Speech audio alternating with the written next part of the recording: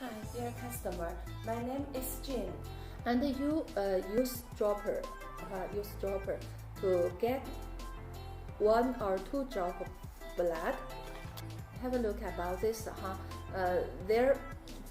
Here is a sample specimen.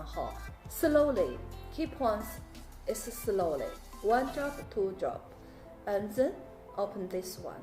This is a buffer inside. You wait, you cannot do this very fast, and you cannot to drip blood only. After you put blood and buffer, wait a while, and if the liquid in pink color appear here, you begin to observe. For this one, you need to reduce after 15 minutes. You cannot read the results after 20 minutes.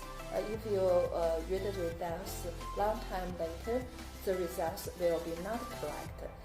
So be patient, wait, and 15 minutes you read the results.